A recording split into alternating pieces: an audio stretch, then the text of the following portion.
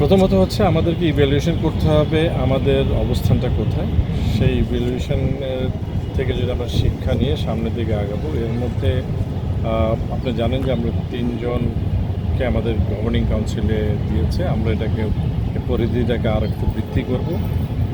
বৃদ্ধির মধ্যে আমরা বিভিন্ন পেশাজীবী থেকে গভর্নিং কাউন্সিলে অন্তর্ভুক্ত করব, যাতে আমরা আরও বেশি সহযোগিতা পাই। এটা লিগ্যাল, ফাইন্যান্সিয়াল, মার্কেটিং, এই 3টা ডিপার্টমেন্ট থেকে হয়তো আমরা বাংলাদেশে যারা এই ধরনের কাজে করে থাকেন তাদেরকে আমাদের গভর্নিং কাউন্সিলে অন্তর্ভুক্ত করব।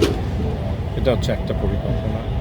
আর আমরা বিভিন্ন T20 ফ্র্যাঞ্চাইজি লিগ পরিচালনা কিভাবে হয় সেটার একটা স্টাডি করছি। আমরা মধ্যে কিছু গাইডলাইন পেয়েছি। সেই গাইডলাইন অনুপাতে আগামী সপ্তাহের মধ্যে আমরা একটা টেন্ডারিং প্রসেস, ইভেন্ট ম্যানেজমেন্টের একটা টেন্ডারিং প্রসেসে যাব।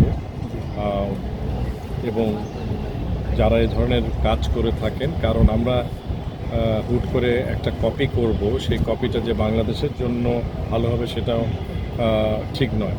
তো আমরা একটা ইভেন্ট ম্যানেজমেন্ট বা স্পোর্টস ম্যানেজমেন্ট কোম্পানির সাথে আমরা সম্পৃক্ত করতে চাচ্ছি, যারা আমাদেরকে কিছু দিক নির্দেশনা দেবে, আমাদের ফাইন্যান্সিয়াল মডেলটাকে স্ট্রাকচার করবে এবং কীভাবে এটা সাস্টেনেবল হয় সেটাই আমাদের প্রধান আগ্রহ থাকবে।